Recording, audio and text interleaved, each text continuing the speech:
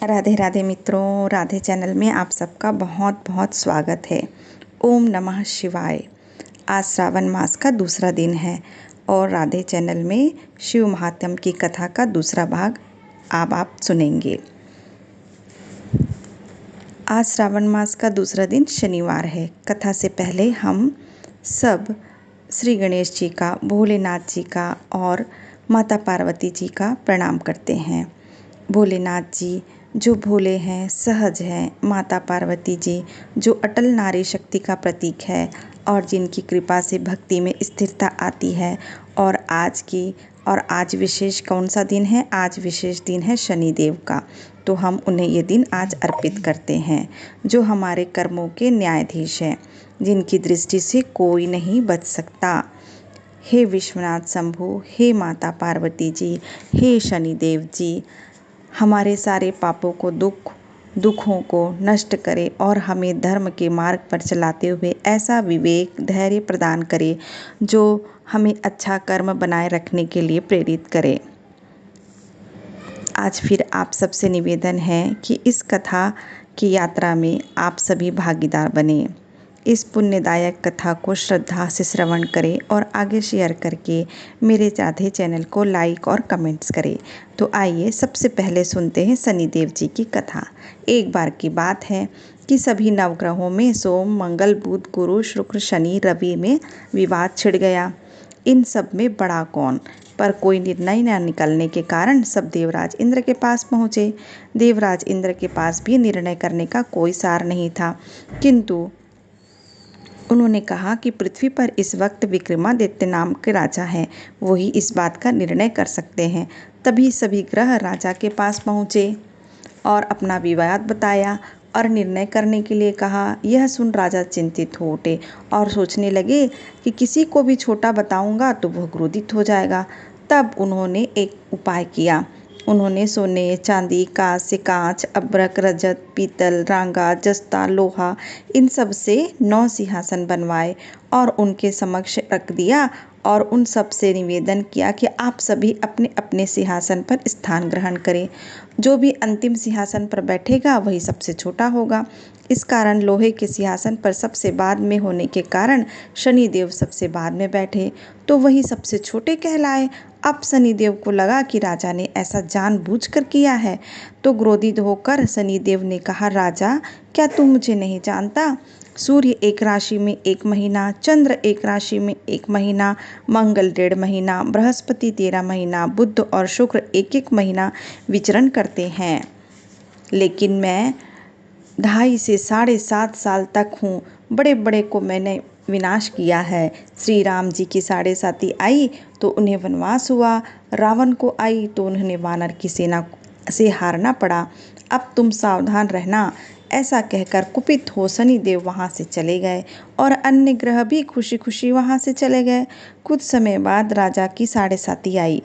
तब सुना गया कि तब शनिदेव घोड़ों के सौदागर बनकर वहाँ आए। उनके पास गए और अच्छे अच्छे घोड़े दिखाने लगे। राजा ने अपने अश्वपाल को यह समाचार सुनकर उनसे अच्छे घोड़े खरीदने की आज्ञा दी।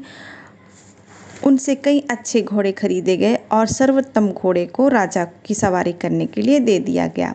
अब जैसे ही राजा उस घोड़े पर बैठा, घोड़ा सरपट वन की ओर भागा और घने जंगल में जाकर अंतर्ध्यान हो गया।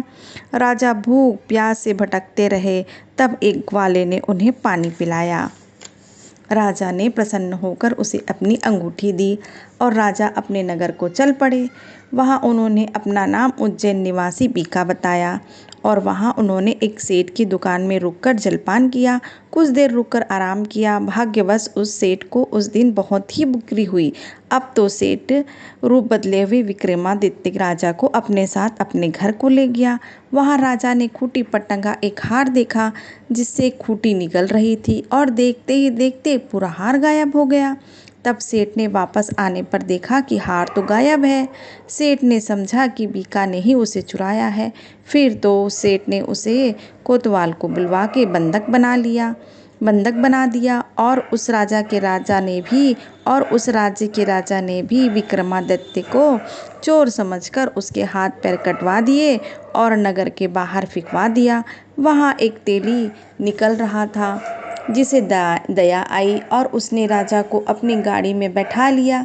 वह अपने बैलों को हाँकने लगा। उस समय तक राजा की शनि की दशा समाप्त हो गई थी। वर्षा ऋतु में राजा मल्हार गाने लगे। राजा जिस नगर में थे वहाँ की राजकुमारी को वह गाना इतना पसंद आया कि वह मन ही मन तय कर बैठी कि इस राग को गाने वाला ही मेरा पति होगा और मैं इसी के साथ विवाह करूंगी।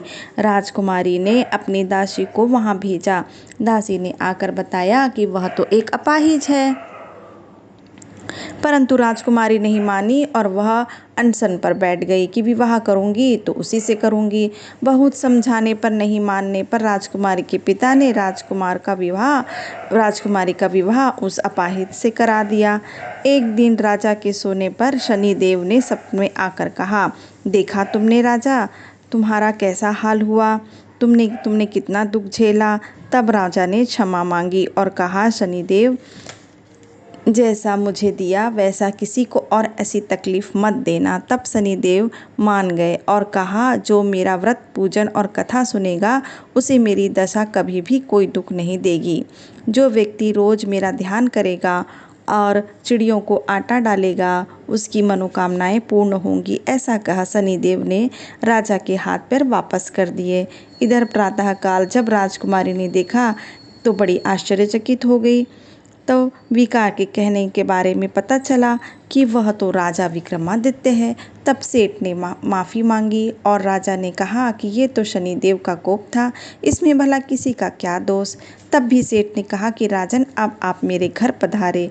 राजा सेठ के घर गए। वहाँ उनका बड़ा स्वागत हुआ। तरह तरह के पकवान बनाए गए। फिर राजा ने रानी को लेकर अपना राज्य में चले गए। वहाँ जाने पर उनका बहुत आदर सत्कार हुआ। उनके राज्य में रोज शनिदेव पूजे जाने लगे। अब ये दिव्य कथा यहीं समाप्त होती है। जिन्होंने भी यह कथा का श्रवण किया है उन्होंने अपने पाप का नष्ट किया है। तो यह कथा का सार यह है कि शनिदेव कर्मों के देवता है। जो ये कथा सुनता है उन पर शनिदेव जी की कृपा होती है। चंद्र दोष, राहु केतु दोष समाप्त हो जाता है। तो प्रेम से बोलिए शनिदेव महाराज की जय। अब हम श्रवण करते हैं श्रावण महात्म्य की भाग 2 की कथा। पार्वती जी शिव जी से बोली, हे नाथ, यदि प्रभास क्षेत्र यदि तीर्थों में श्रेष्ठ है तो अन्य तीर्थों से क्या लेना। तब तो आप प्रभास क्षेत्र का ही महात्म्य बताइए। प्रभास क्षेत्र कौन है, उसकी सीमा क्या है और उसका सार तत्व क्या है। प्रभु, आप ये सब बताने की कृपा करें। तब भगवान शिव कहने लगे, हे देवी, सभी क्षेत्र में प्रभास मुझे अति प्रिय है। प्रभास क्षेत्र में उत्तम सिद्धि और परम गति की प्राप्ति होती है। उसके पूर्व भाग में अंधकार को नाश करने वाले स्वामी सूर्य नारायण जी हैं। पश्चिम में माधव जी का स्थान है। दक्षिण में समुद्र तथा उत्तर में भवानी है। इस प्रकार की सीमा से युक्त वह क्षेत्र 12 योजन का है। इसी का नाम प्रभास क्षेत्र है। जो सब पापों का नाश करने वाला है। उसके मध्य में 5 योजन युक्त पीठिका है। न्यू कुमति से पश्चिम, प्रजाति में पूर्व, माहेश्वरी में दक्षिण और समुद्र से उत्तर में स्थित है। उसकी लंबाई और चौड़ाई मिलाकर 5 योजन का विस्तार है। ये पीठ कहा गया। अब इसके गर्भगृह का भी वर्णन सुनो। दक्षिण से उत्तर की ओर वह समुद्र के कौशेश्वरी देवी फैला हुआ है। पूर्व पश्चिम में गौमुख अश्वमेधित तीर्थ तक उसका विस्तार है। ये गर्भगृह मुझे कैलाश से भी अधिक प्रिय है। इस गर्भगृह की सीमा में पृथ्वी के जितने भी तीर्थ, बावलियाँ, कूप, देव मंदिर, सरोवर, गड्ढे और कुंड है वह सभी परम पवित्र हैं और पापों का नाश करने वाले हैं। इनमें जहाँ कहीं भी स्नान कर स्वर्ग कर ले वह स्वर्ग लोक को प्रतिष्ठित हो सकता है। इस क्षेत्र का प्रथम भाग महेश्वर कहा गया, जो कि परम पवित्र है। दूसरा वैष्णव भाग और तीसरा ब्रह्म भाग कहा गया। ब्रह्म भाग में 1 करोड़ तीर्थ है। वैष्णव भाग में भी 1 कोटि तीर्थ है। इन दोनों के मध्य रुद्र भाग या महेश्वर भाग है। इसमें 1.5 करोड़ तीर्थ है। इस प्रकार यह क्षेत्र 3 देवताओं का बताया गया है। यह गोपनीय से भी गोपनीय तथा मुझे विशेष प्रिय है। देवी, इस विभागों को मिलाकर इसमें 3.5 करोड़ तीर्थ हैं। इसकी यात्रा भी 3 प्रकार की है। पहली रुद्री यात्रा, दूसरी वैष्णवी यात्रा, तीसरी ब्राह्मी यात्रा कही गई है, जो सब पापों का नाश करने वाली है। ब्रह्म विभाग में इच्छा शक्ति कही गई, वैष्णव में क्रिया शक्ति और रुद्र भाग में ज्ञान शक्ति बताई गई है। दुष्ट पापी जैसा मनुष्य दूसरों का हानि पहुंचाने वाला मनुष्य ही क्यों ना हो, तो वह भी पापों से मुक्त हो जाता है यदि वह प्रभास क्षेत्र में निवास करता है। हिमवान, गंधवान, कैलाश, परम प्रकाश में मेरुगिरी, मनोहर त्रिकुट, मानसरोवर, रमणीय देवोद्धार, नंदनवन तथा स्वर्गलोक के रमणीय तीर्थ, इन सब को छोड़कर भी मुझे यह प्रभास क्षेत्र ही प्यारा लगता है। देवी, जो एकांत होकर प्रभास क्षेत्र में निवास करता है, वह तीनों समय भोजन करने पर भी वायु पीकर रहने वाले तपस्वी के समान पुण्यभागी हो जाता है। जो विघ्नों से आघात होकर भी इस क्षेत्र का त्याग नहीं करता, वह जरा और मृत्यु को त्याग देता है, वह जीवन मरण के चक्र से मुक्त हो जाता है। जो मनुष्य प्रभास क्षेत्र में निवास करते हैं, उन्हें एक ही जन्म में मोक्ष मिल जाता है। जो उत्तम व्रत का पालन करने वाले ब्राह्मण प्रभास क्षेत्र में स्थित हैं, जो मृत्युंजय मंत्र और शतरुद्रय का जाप करते हैं, वह 6 महीने में ज्ञान प्राप्त कर लेते हैं। नाम का पर्याय बताने वाले शिव हैं। वेद को जो प्रभास क्षेत्र में आकर इट इम मंत्र में मेरी पूजन करते हैं, वो निसंदेह मुक्त हो जाते हैं। जो व्यक्ति वहाँ मंत्र जपे या ना जपे, केवल निवास करे, तो भी वह शुभ गति पाते हैं, जो बड़े बड़े ज्ञानी नहीं पा सकते। इस क्षेत्र में हम भूलिंग के रूप में हम उमा महेश्वर ही निवास करते हैं। प्रभास में भगवान सोमनाथ के दक्षिण में करोड़ों रुद्र स्थित हैं। ब्रह्मांड में जितने भी तीर्थ हैं, वह सभी वैशाख के चतुर्दशी को सोमनाथ के समीप आते हैं। प्रभास क्षेत्र में निवास करने वाले निवासी की जो गति बताई गई है, वह ना तो कुरुक्षेत्र में है, ना हरिद्वार में है और ना ही पुष्कर में ही। देव महादेव जी का यह गुप्त स्थान 7 महायोजन है। वह ब्रह्म विष्णु योगी, वह देवतागण मुझ योगी का ही उपासना करते हैं। देवी, वे सभी मेरे भक्त हैं और मेरी ही उपासना में लीन रहते हैं। श्यामशील सन्यासी 8 मास तक भ्रमण करते हैं और 4 माह तक एक जगह रहने का नियम ग्रहण कर रहते हैं।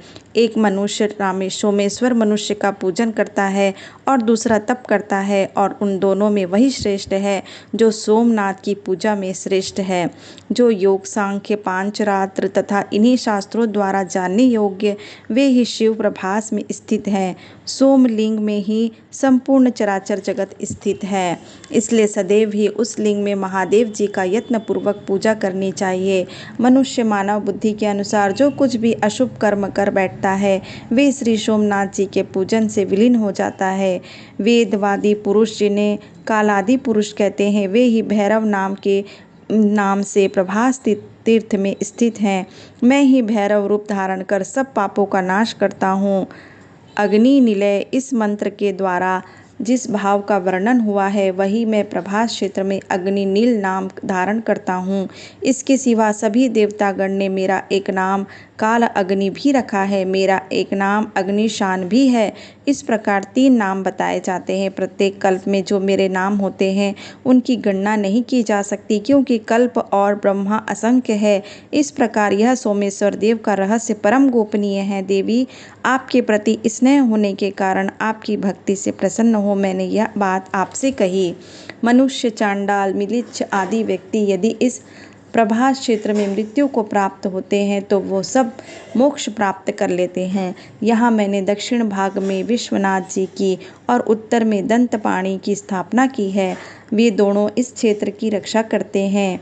शून्ययान गणयान भी मेरी आज्ञा के अधीन होकर इस क्षेत्र की रक्षा करते हैं। उनके नाम इस प्रकार हैं, ध्यानपूर्वक सुनो। महारुद्र, चंडीश, घंटागण, गौमुख, विनायक, महानाद, काकवक्त्र, एकाक्ष, दुंदुभि, चंड, तालदंड, भूमिदंड, शंख, कर्ण, तालदंड, वैदुद्धि, महातेजा, भयानक, हस्तिवक्र, सोवक्र,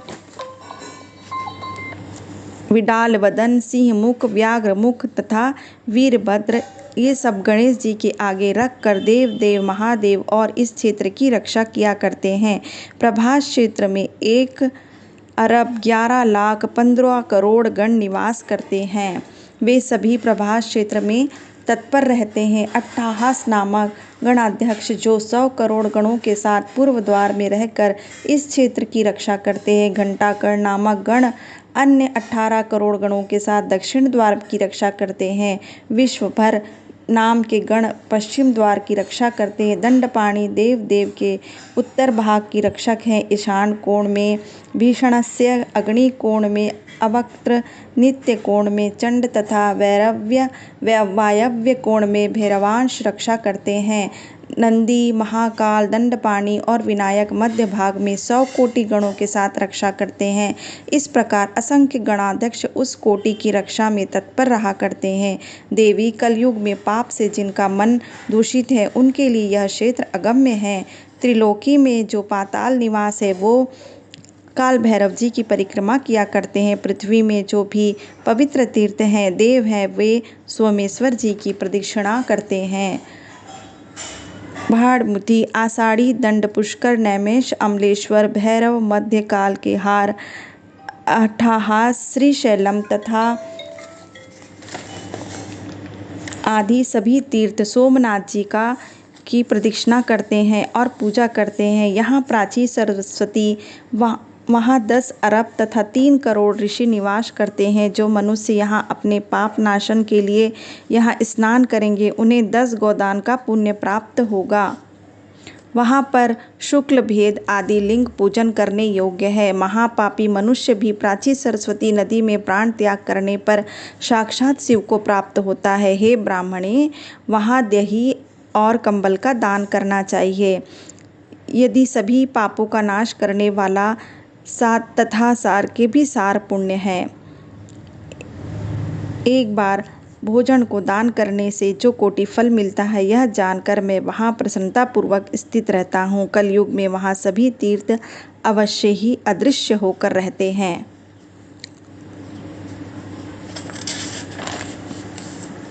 मनोहर प्रभास क्षेत्र में जहाँ सोमनाथ जी स्थित है वहाँ मेरे 2 गण संभ्रम और उद्भ्रम रहते हैं। यह दोनों दुष्ट चित्त वाले प्राणियों से उस क्षेत्र की रक्षा करते हैं। जो श्रेष्ठ मनुष्य भक्ति पूर्वक इस क्षेत्र में दंडपाणि का दर्शन करते हैं वे किसी प्रकार का कोई विधान नहीं प्राप्त होता। जो ब्राह्मण, क्षत्रिय, वैश्य या कोई भी वर्ण का इस क्षेत्र में निवास कर मृत्यु को प्राप्त होते हैं वो सभी मेरा सायुज्य प्राप्त कर मेरे दिव्य धाम को चले जाते हैं।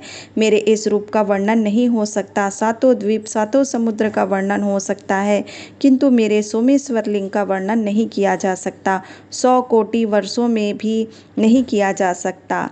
जय भोलेनाथ। इसके आगे की कथा आप अगले अध्याय में जानेंगे। राधे राधे।